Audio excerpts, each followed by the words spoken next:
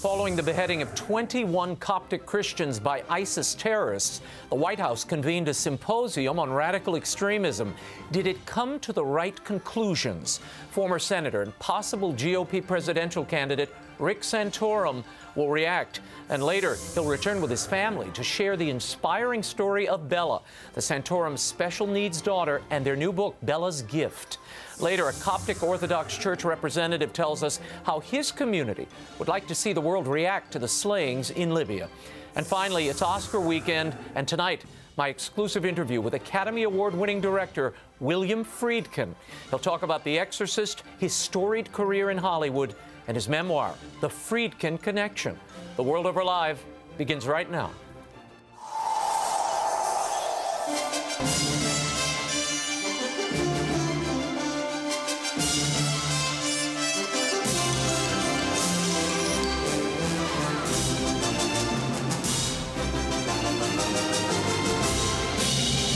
Now, from Washington, D.C., Raymond Arroyo. A warm welcome to all of you joining us in the United States and the world over. What a week. And we will run it all down for you. The quickest hour on air. Rick Santorum and his wife Karen. My exclusive interview with William Friedkin and much more are all straight ahead. If you'd like to comment on tonight's show, send me a tweet. I'm at Raymond Arroyo. I'll be live tweeting throughout the program. Or drop us an email, worldover@EWTN.com. Let's get started. Here's the brief. News from the world over this week. President Barack Obama this week is expanding his call to fight Islamic militants by means other than force. The president hosted a three-day global summit focusing on enabling local communities to counter what he called violent extremism. The president said an honest discussion is needed. He refrained from describing the terrorists as Islamic militants, Muslim extremists, or jihadists. These terrorists are desperate for legitimacy. And all of us have a responsibility to refute the notion that groups like ISIL somehow represent Islam, because that is a falsehood that embraces the terrorist narrative. Giving two speeches at the summit, Obama said the effort is ultimately a battle for hearts and minds and a campaign to prevent people from being radicalized to violence. Governments, civil society groups, and community leaders from more than 60 nations were on hand. The President's summit comes on the heels of more Islamic State atrocities. Christians across the world this week mourned the deaths of 21 Coptic Christians slaughtered by ISIS militants in Libya. They were all Egyptian migrant workers. In retaliation, the Egyptian government bombed ISIS targets in Libya. Meanwhile, in Iraq, the BBC is reporting that Islamic State militants burned 45 people to death. They are believed to be captured security forces from the city of al-Baghdadi. Meanwhile, Iraq's envoy to the United Nations charged that the Islamic State is harvesting organs to finance its operations. According to the ambassador, bodies with surgical incisions and missing kidneys and other body parts have been found recently in shallow mass graves. He also said a dozen doctors have been executed for refusing to participate in the organ harvesting. In the ISIS video broadcasting the beheadings, an executioner said, quote, "We will conquer Rome by Allah's permission." In Rome, Pope Francis called the ISIS victims martyrs and said they were killed simply for the fact that they were Christians. Meanwhile, Italy is not dismissing the Islamic State's threats to conquer Rome and the nation of the cross. Italy's Interior Minister, Angelino Alfano, said security precautions around the Vatican are very high and remain so. The head of the Swiss Guard has vowed to protect the Holy Father and placed the Guard on high alert. The Vatican Secretary of State, Cardinal Pietro Parolin, said there are no specific threats, but he has warned Vatican officials to be careful, vigilant, without falling into alarmism. In Libya, Tripoli's apostolic vicar has confirmed that jihadi militants are currently in that city, and he fears that Christians could be abducted at any moment. Speaking to Vatican Radio, Bishop Giovanni Martinelli described the situation as chaotic. He further urged the international community to lead talks among the country's warring factions. Back in New York on Wednesday, during an emergency session of the UN Security Council, Libya's foreign minister warned that the Islamic State is indeed a growing threat. ISIS affiliates are now active in at least 10 nations, from North Africa through the Middle East and South Asia to the Philippines and Indonesia. And President Barack Obama's immigration executive action is on hold for now. On Monday, U.S. District Judge Andrew Hanen granted preliminary injunction, or a preliminary injunction, to 26 states seeking to block the president. His unilateral actions would have effectively halted the deportation of as many as 5 million people who are in the U.S. illegally, providing them with work permits. The president said Tuesday that the administration would appeal, and he predicted victory. Texas Governor Greg Abbott, the lead plaintiff, ripped the president in a statement, saying Obama has abdicated his constitutional responsibilities in attempting to circumvent laws passed by Congress and the will of the American people. We'll keep an eye on this story for you. And the Vatican's financial reforms are well underway, but not without some resistance. According to Vatican journalist Andrea Tornielli of La Stampa, heated arguments ensued last week during the consistory of cardinals. Cardinal George Pell's efforts to consolidate all Vatican financial affairs under the supervision of his Secretariat for the Economy was the reason. According to several reports, some offices at the Vatican are balking at the effort, questioning the vast scope of the authority given to Pell's Secretariat. Final rules have yet to be approved. In the meantime, some good news and bad news for the Vatican balance sheet. Cardinal Pell told Crux News that the Secretariat has found $1.5 billion in previously unknown assets. The public announcement of the assets also met with resistance. Cardinal Reinhard Marx, who is president of the Vatican body that supervises Pell's Secretariat, said the disclosing of specific figures was not very helpful, since they were not balanced against financial obligations. On a side note, a German diocese, Cologne, is apparently richer than the Vatican. The diocese now has $3.82 billion in assets. Hundreds of millions of euros are raised annually by that diocese's church tax. And finally, Michel Ferrero, a devout Catholic and the world's richest candy maker, died on Valentine's Day at his home in Monte Carlo. He was 89. Described as a real-life Willy Wonka, Ferrero was the patriarch of the Italian confectionery empire, known for its Nutella, chocolate hazelnut spread, and those little things called Tic Tacs. In 1996, on the 50th anniversary of the company his father founded, Ferrero said, quote, "The success of Ferrero we owe to Our Lady of Lourdes. Without her, we can do little." Ferrero reportedly made an annual pilgrimage to Lourdes, and Marian statues were placed in each of the Ferrero confectionery plants and offices worldwide. Incidentally, the namesake of his famous Ferrero Rocher chocolates is the Rock of Massabielle, the grotto where the Virgin Mary appeared to Saint Bernadette. Michel Ferrero was laid to rest on Wednesday in his hometown, Alba. What a legacy he's left. Unfortunately, I won't be able to enjoy any of it until after Lent. Up next, former Senator Rick Santorum is here. We'll talk presidential politics, and does it really matter whether ISIS militants are called terrorists or Islamic extremists? Later, members of the Santorum family will join us to discuss their new book, Bella's Gift, and the special little girl who inspired it. The World Over Live continues in a moment. Stay right there.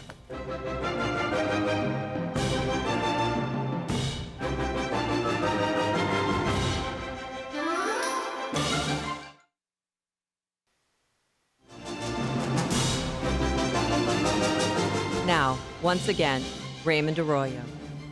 Welcome back to The World Over Live. The White House hosted a three-day conference to combat violent extremism as ISIS continues its mad surge across the Middle East. My next guest is more than qualified to discuss the situation there, the White House reaction, and perhaps his own plans to occupy the White House in 2016. Joining me on set is Senator Rick Santorum. Rick, thanks for being here. Thank you, Raymond. Later, the entire Santorum clan will join us to discuss this new book, and it's a beauty, Bella's Gift, so stay tuned for that. I want to start with President Obama from this conference. Here's what he had to say about Islam and trying to tie Islam to the terrorism we're seeing across the world. Roll that. We are not at war with Islam. We are at war with people who have perverted Islam. We've got to discredit these ideologies. We have to tackle them head on. And we can't shy away from these discussions.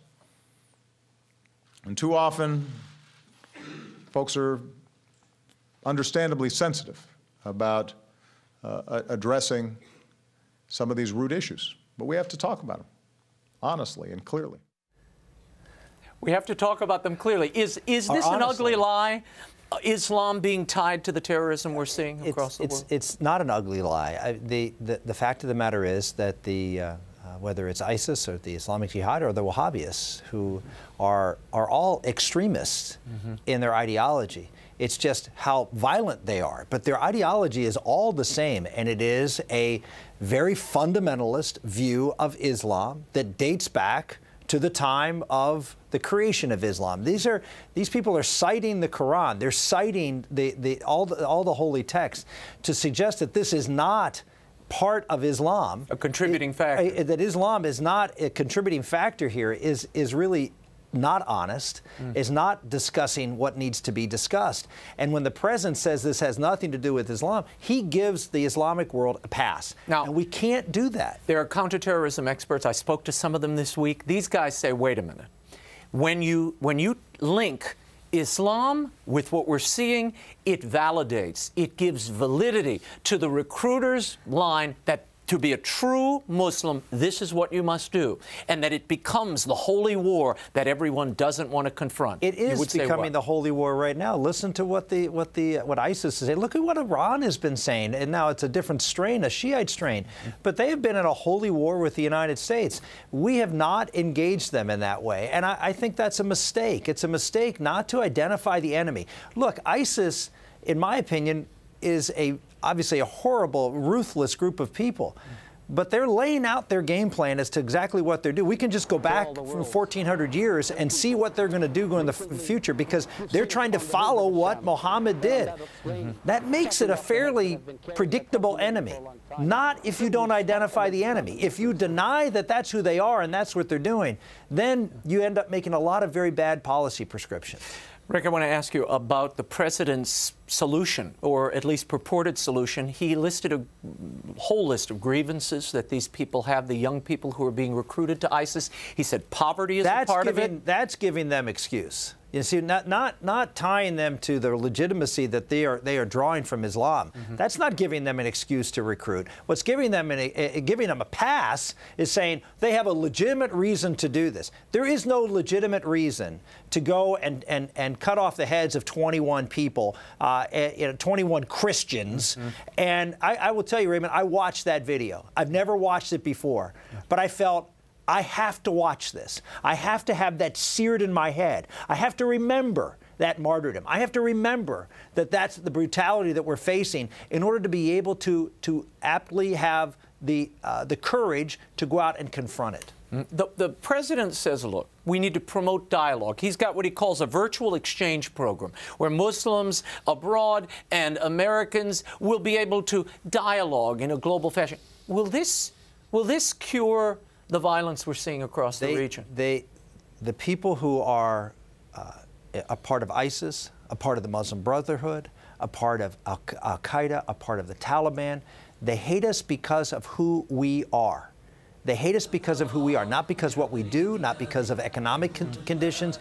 They hate us because they believe it is their obligation to convert us to the one true faith. That's what their obligation is. It has nothing to do with all of these other things. Is dialogue an important thing? Of course dialogue is important. Will it solve this problem? No, it will not. The president went through a list of celebrating really the virtues of Islam, saying that it was here at the founding of the country. It was important to it. There are doctors, lawyers today who are here moving our society forward. Is that pandering to one group? Look, are there Muslims in this country who are contributing to the goodness and greatness of this country? Of course there are. I mean, that's not pandering. I think you have to express that reality. There are a lot of very good, and I have some very good friends who are Muslim, but they don't see these people as not Muslims. They see them as a cancer within Islam, and they want Islam to join with us, to join with Islam to address this cancer. It is a cancer that is real, and it's like any other cancer.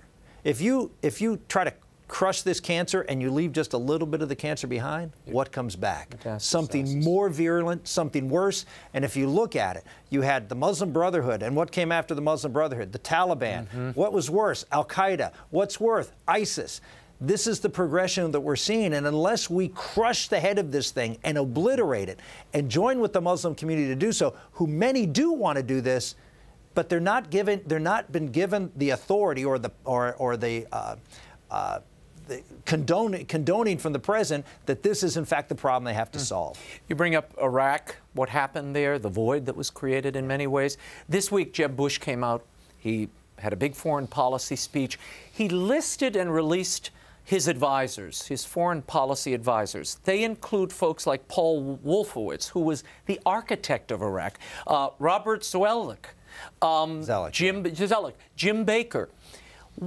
Yet he says he's his own man. What does this tell you? This is going back not just to George W. Bush, but George H.W. Bush in some of these advisors. You know, I think it's important that we have a president who doesn't have to rely on advisors, that actually has some experience in this area, who's actually been talking about and working on these issues. I was in Israel a few months ago, and I was told by some of the most senior people in the government that we need to prepare for a wartime president. We need to elect one in this country. And I can tell you that if the opponent is Hillary Clinton, which it looks likely to be, someone with that kind of vast experience, we better have someone who's been down this road, who has a record and feels confident confronting. Because we saw Mitt Romney in the last election, when the foreign policy questions got tough, he backed away. Why? Because there wasn't the experience there wasn't the knowledge. He hasn't been through it. I was here on 9/11. I worked on a bill to to stop Iran from getting a nuclear program. I worked on a Syria bill. I worked 8 years on the Armed Services Committee. I spent years lecturing around this country on the issue of identifying the enemy. We need to identify the enemy. I gave a speech at the National Press Club in 2006 and presented it to George Bush, President Bush, because he was doing, candidly, what President Obama is doing, which was not being frank with the American public as to the role of Islam in this crisis. Conflict and crisis. I want to roll this in. This is Jeb Bush. I want you to hear this and react. Roll that. America does not have the luxury of withdrawing from the world. Our security and our prosperity and our values demand that we remain engaged and involved in often distant places. We have no reason to apologize for our leadership or our interest in serving the cause of global security, global peace, and human freedom. Nothing and no one can replace strong American leadership. Is Jeb Bush the man to bring about global peace, global security, strong American leadership, in your opinion? You know, I've sort of made it a vow not to go out and attack folks who are thinking about running for president on the Republican side. Jeb Bush is a good man. I think he has good intentions. I think experience matters.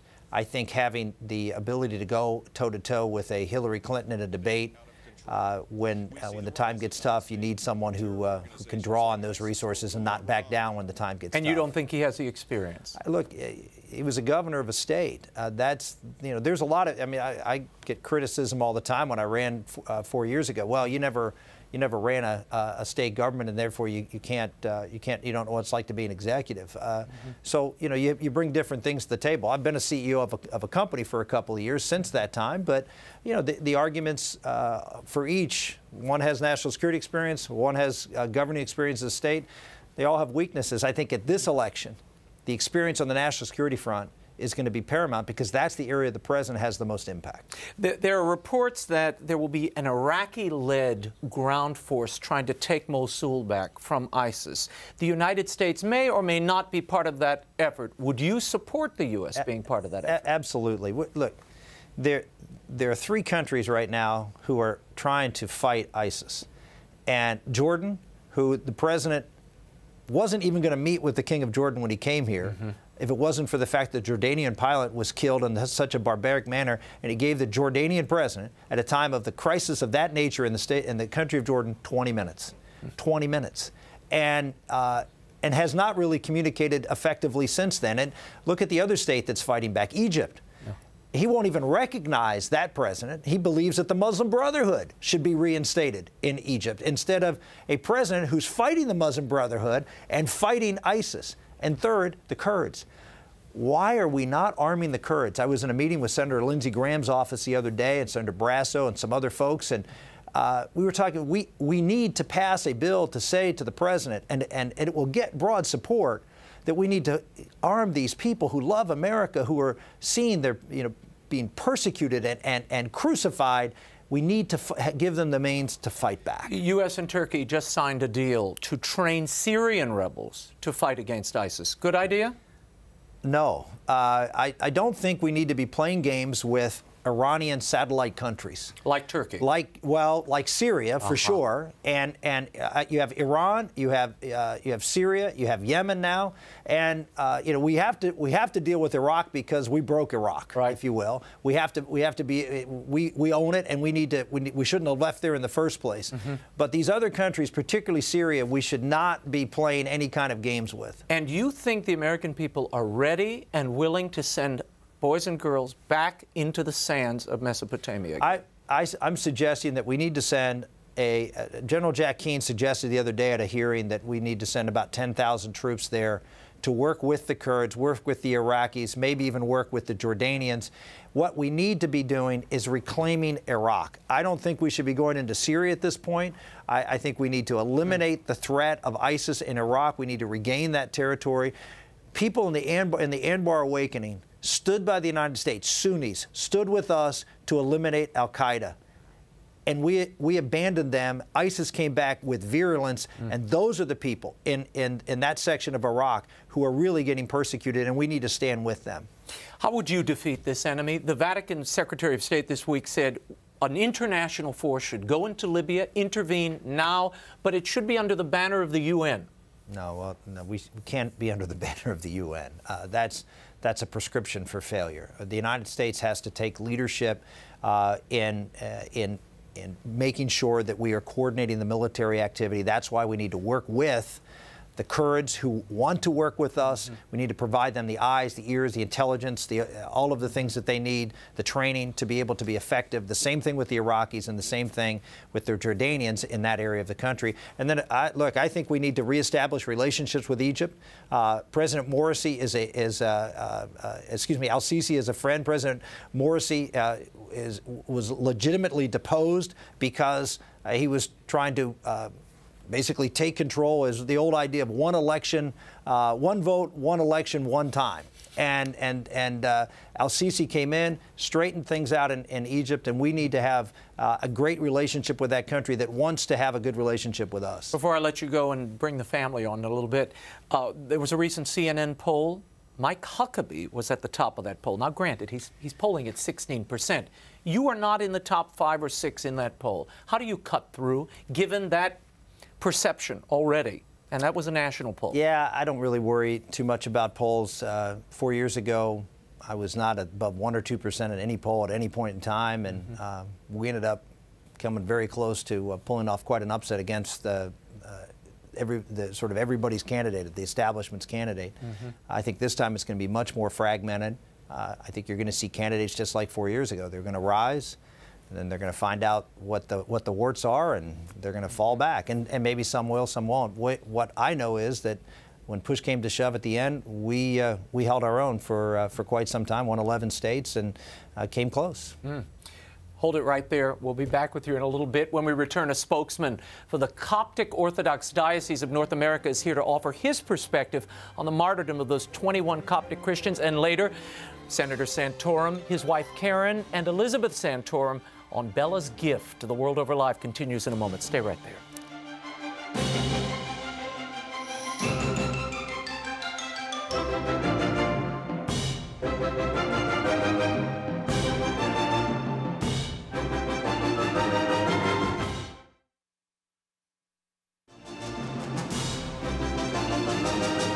Now, once again, Raymond Arroyo.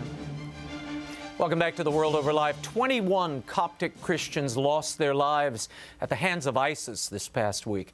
Their persecution of Christians in Syria and Iraq has been unrelenting. Now the Copts are the latest target.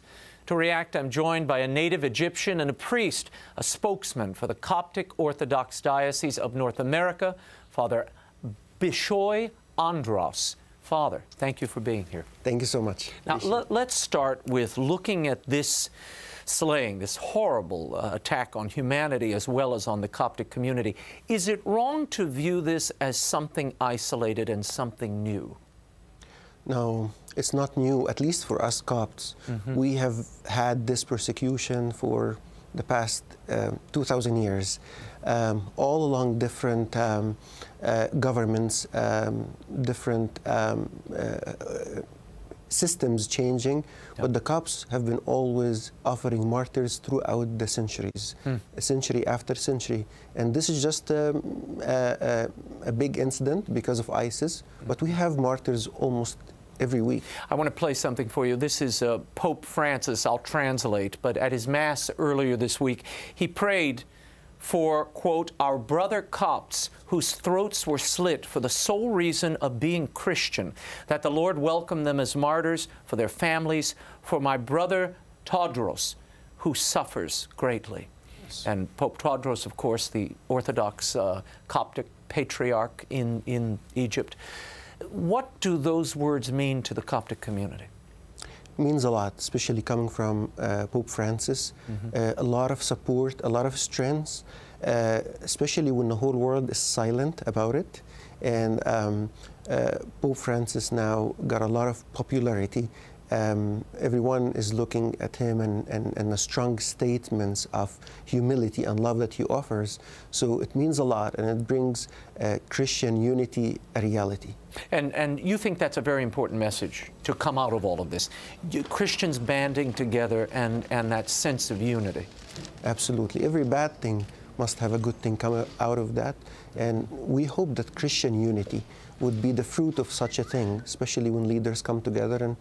And Pope Francis praying for the Coptic martyrs in a Catholic Mass, that's huge.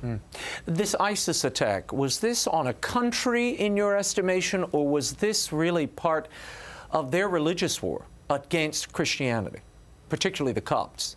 No, I think they're moving now from executing, UK citizens or Japanese citizens to Christians, and I think they started this war with the 21 Copts, and this is just the beginning. We keep hearing cries for tolerance, that we have to embrace all people and religious expressions, and certainly in the United States that is part and parcel of who we are, religious freedom.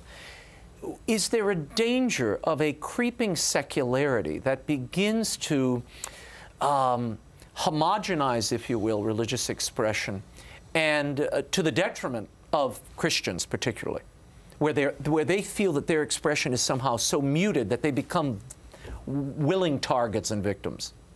I mean, this is something really, really dangerous when we accept that. It's as if we're accepting terrorism indirectly, because putting all religion things aside, this is terrorism and must not be accepted under any name. So it saddened us. And tell me about the Egyptian situation. The Constitution calls for equality of all religions. What is the situation now? Are Copts really regarded as an equal class? So far, no. but we always have hope for that. I mean, we've heard these promises before, and we're hoping under the new administration of President Sisi that these things would take place really for the Copts. But so far, we haven't seen anything even close to equality. In my time in Egypt, I was so in awe of this ancient Christian community. When you go there and see this lively community, and it really is the largest in the Middle East. Yes. All the other communities have really been decimated. The Chaldeans, the Assyrians. This is really the last holdout. To lose it would be a terrible human tragedy, never mind a Christian one.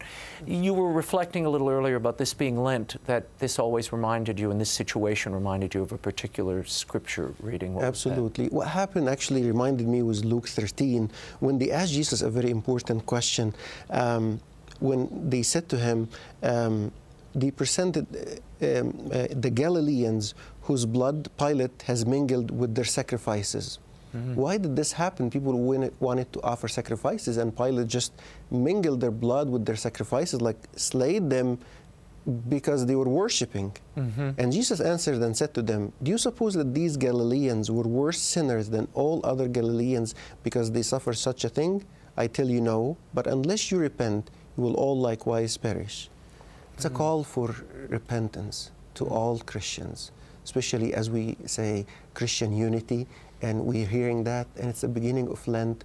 So we pray that the martyrs and the blood of these martyrs would be an incense of aroma, presenting repentance to all Christians around the world. Father Andros, thank you so much for being here. Appreciate it. We will continue to monitor this situation. Rick Santorum returns with his wife Karen and eldest daughter Elizabeth to bring you Bella's Gift, a personal story you will not want to miss, and the Academy Award-winning director of The Exorcist and The French Connection, William Friedkin, joins us just in time for the Oscars.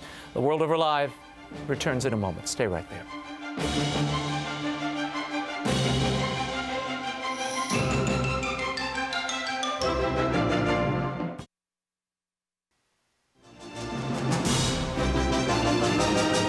Now, once again, Raymond Arroyo.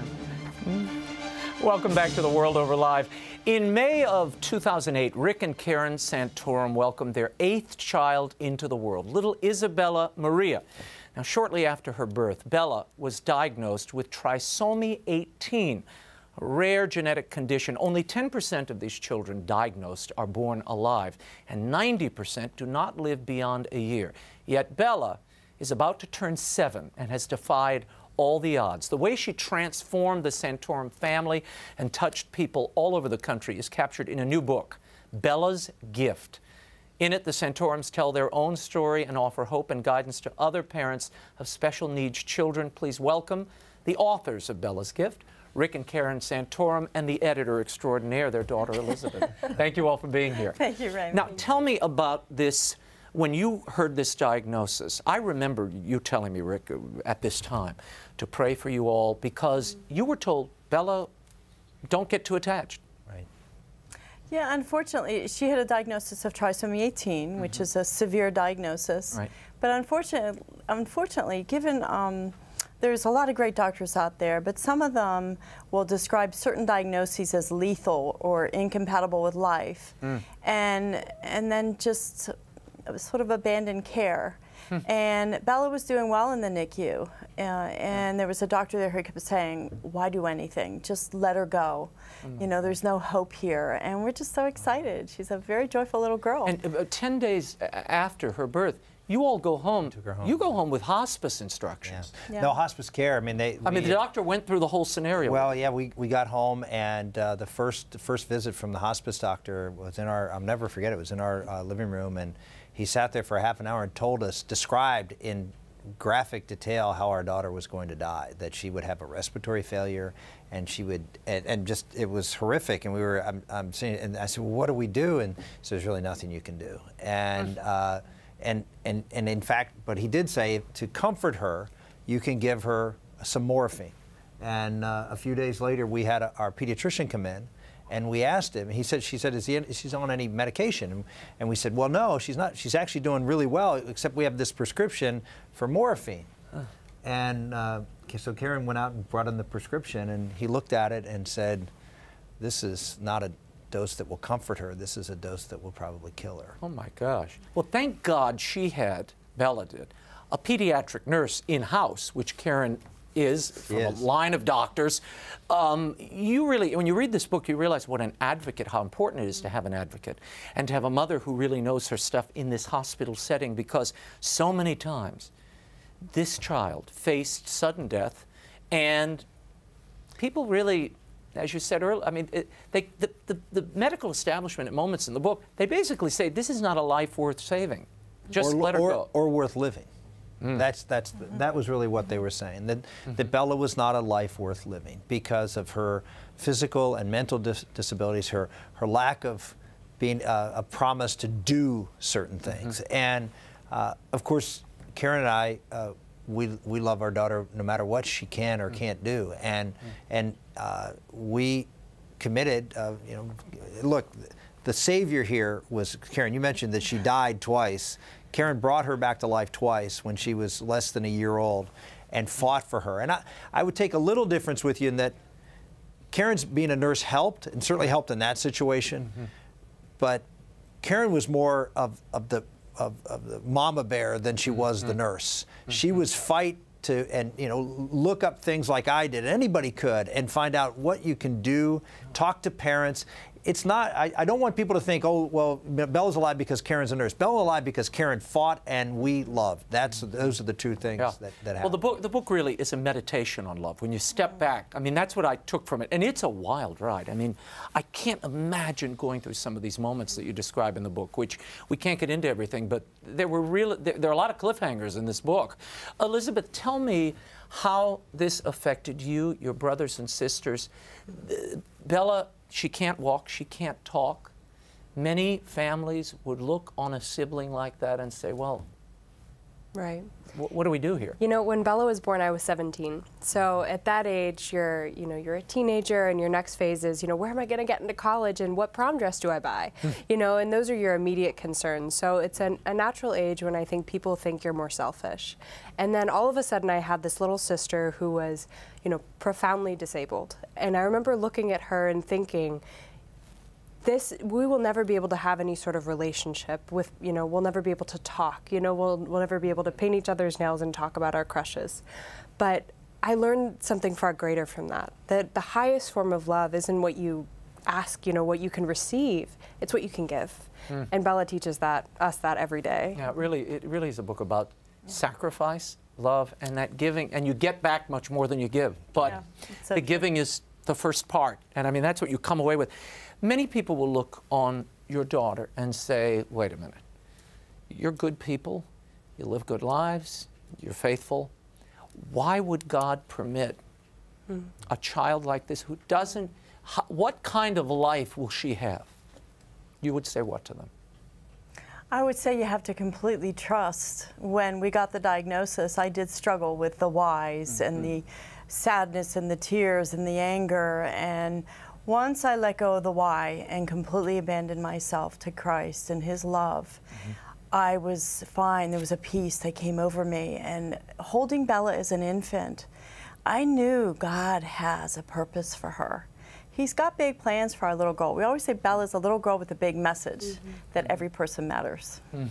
Rick, when you and Elizabeth are building a crib for Bella, and this is in the book, so if anybody thinks this is a politically correct, sanitized version of what happened, all you have to do is read that story. Yeah, no, that's a pretty.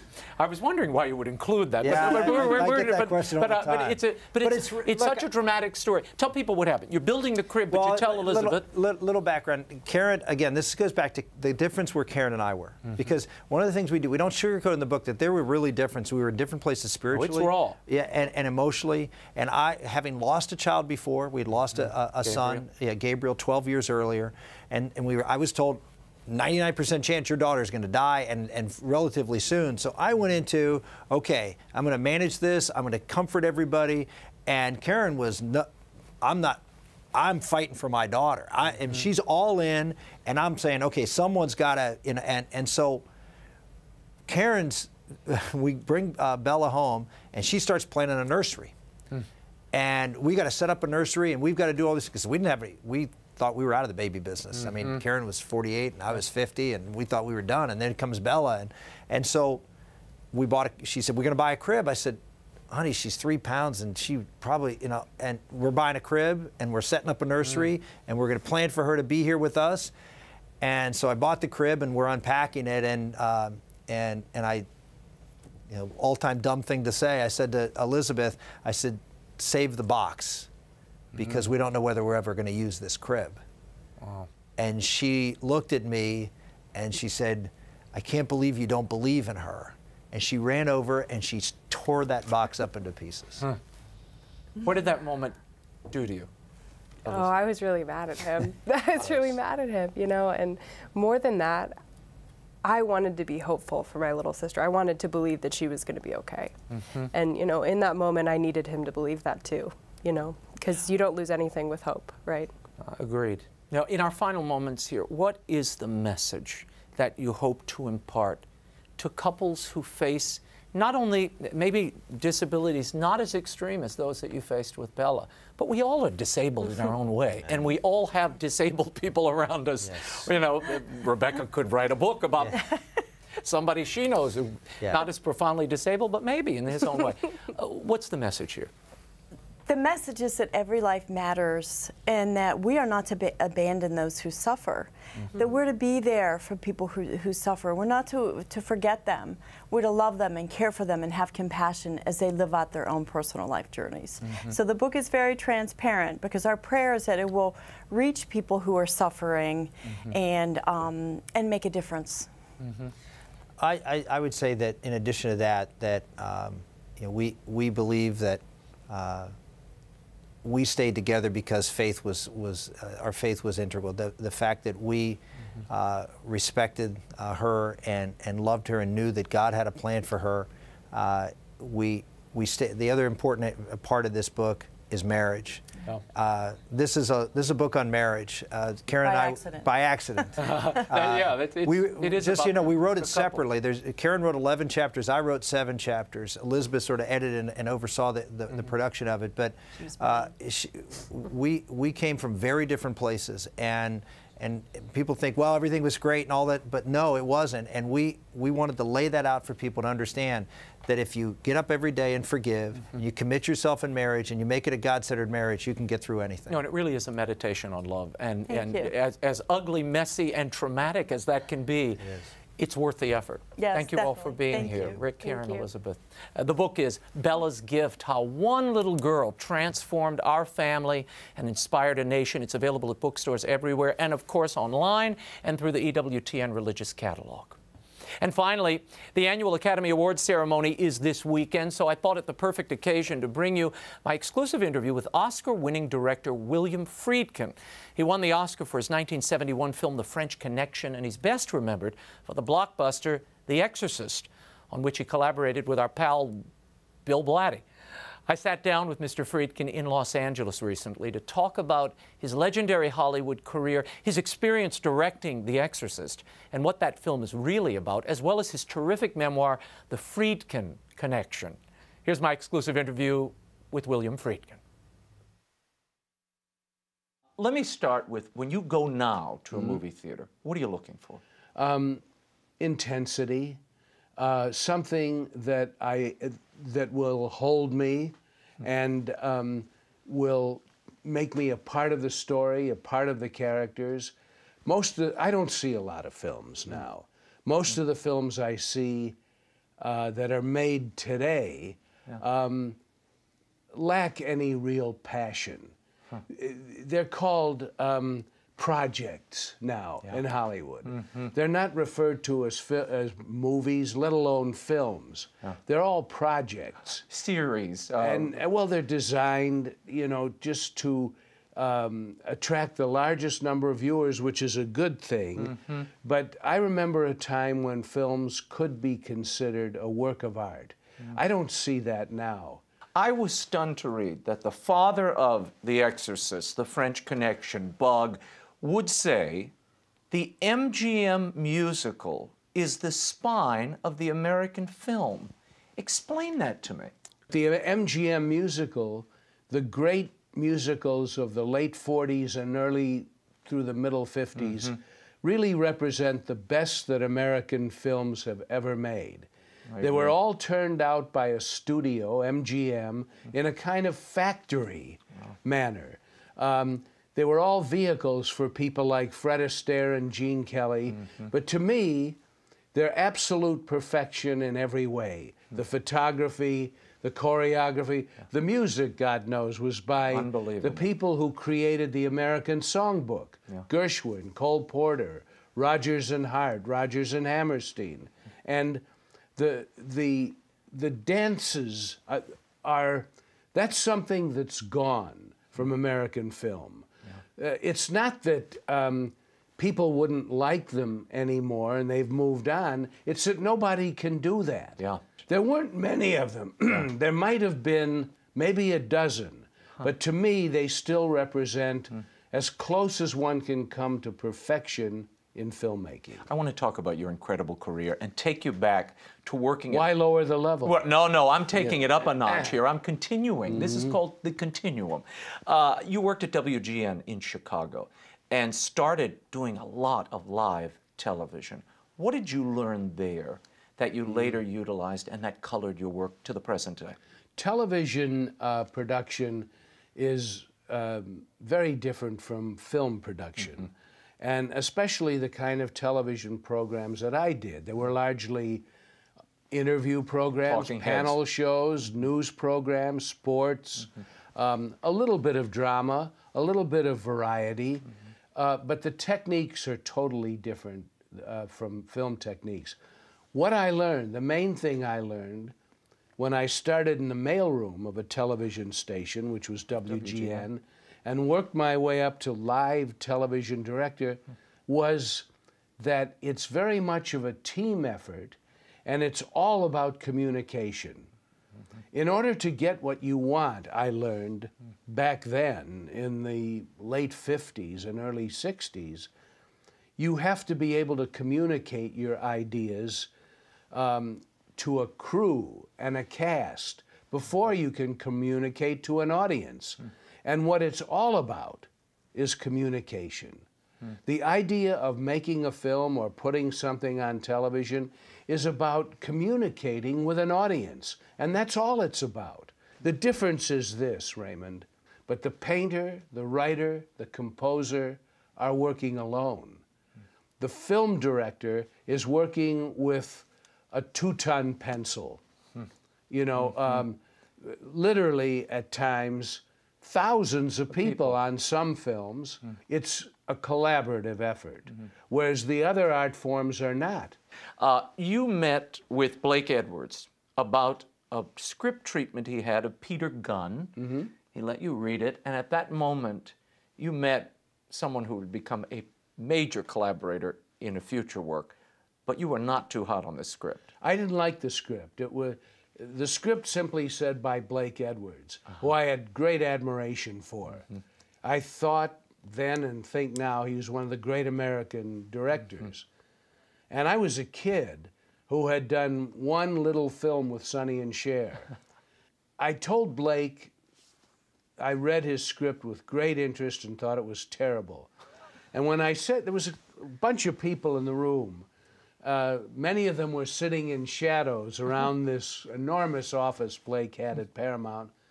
And after I'd said to Blake I didn't like the script, I thought it was terrible, and he thanked me for letting him meet an interesting person.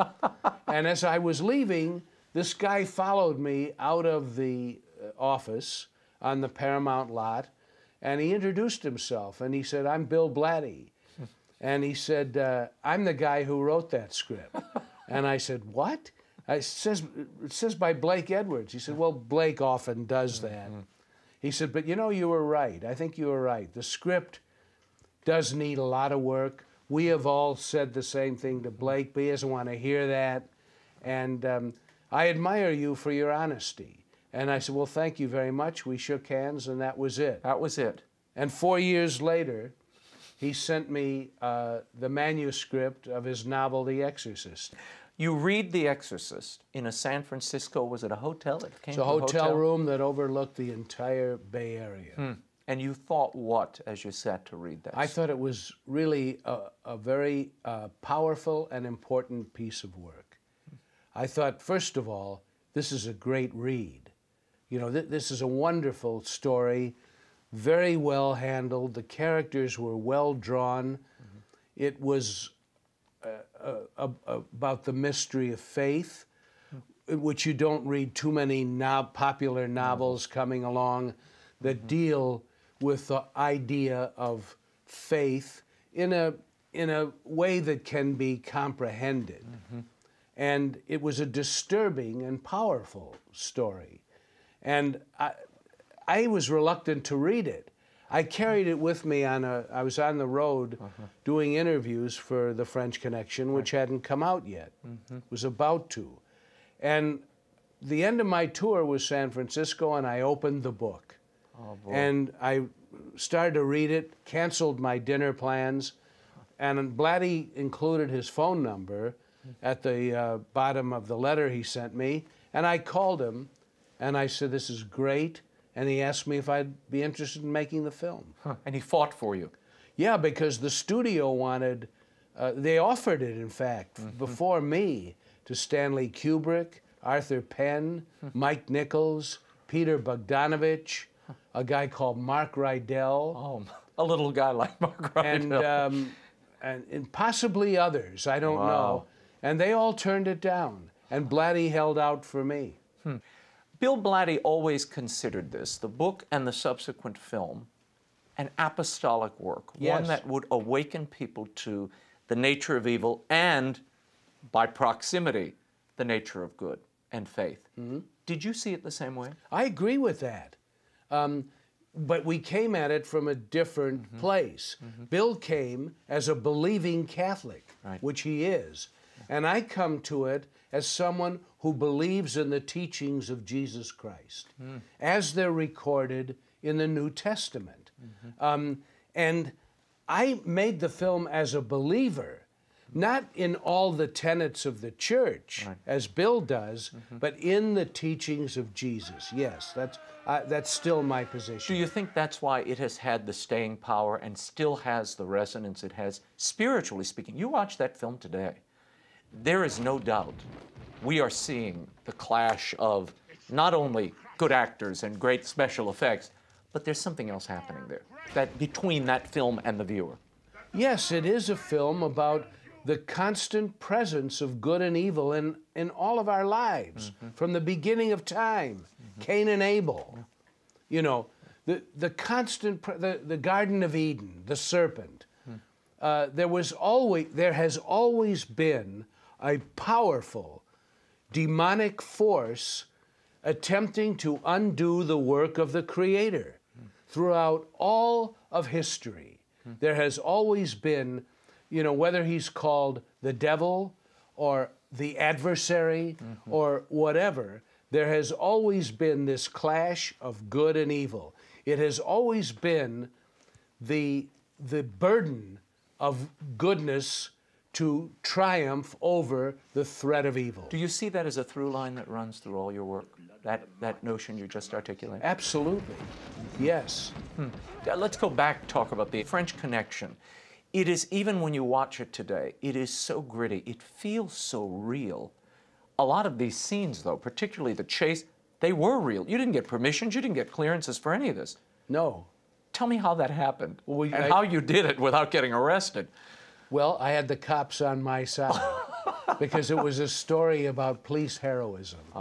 And every off-duty police officer in New York helped to protect the set. And they were all carrying their badges. And in case I got stopped for breaking every imaginable traffic law and other laws in the making of that film, I had the cops around me to protect me.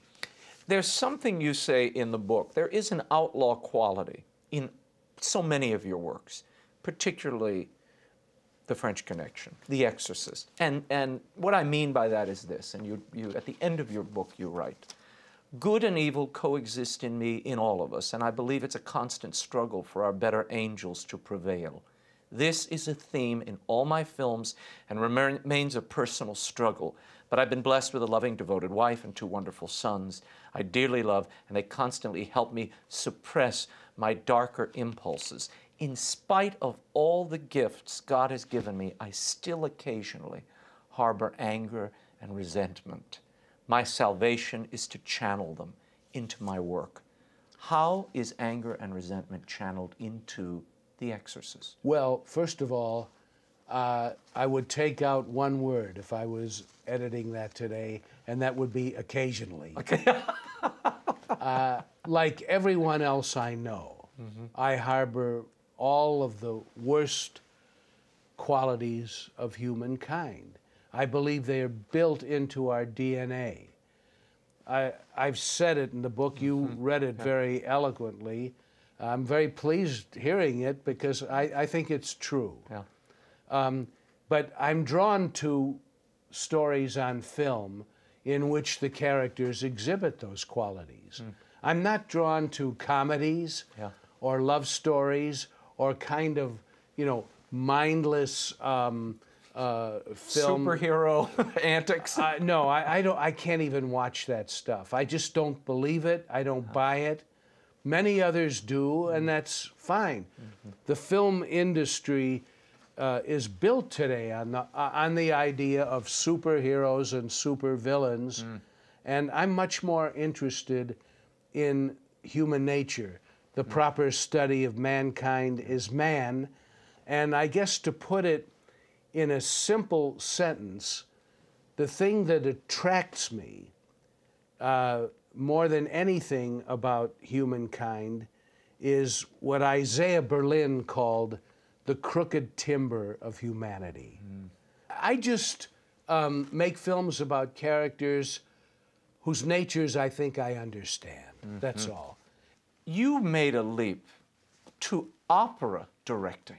Now, this is a very different box of tricks and an entirely different approach. You can control everything in film.